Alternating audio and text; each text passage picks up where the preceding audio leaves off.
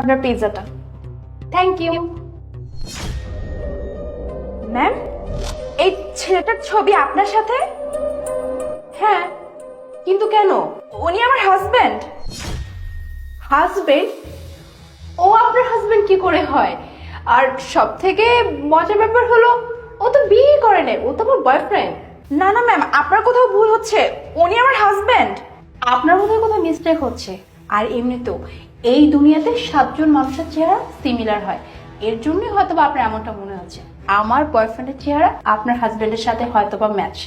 না না ম্যাম, এখানে কোথাও ভুল হচ্ছে না আমার। আমি আমার হাজবেন্ডকে চিনতে ভুল করতেই পারি না, উনি আমার হাজবেন্ড।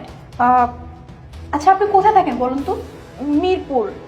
এই তো দেখেছেন, আপনি থাকেন মিরপুরে আর আমার বয়ফ্রেন্ড থাকে বনানী, তাহলে কি করে হলো বলুন তো? ও আচ্ছা, তাহলে হয়তো ম্যাম আমারই কোথাও ভুল হয়েছে, আই এম সরি। এক মিনিট,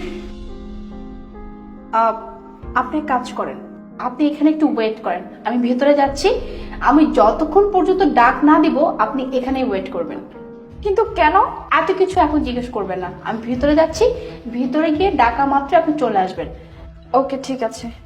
আর তারপরে বুঝতে পারবেন যে আমি কেন ডেকেছি। Okay ma'am. কি ব্যাপার, ম্যাডাম আমাকে ওয়েট করতে বললো কেন?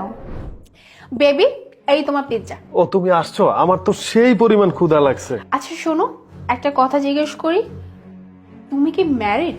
আরে কি আবল তাবল বলতেছো এগুলা?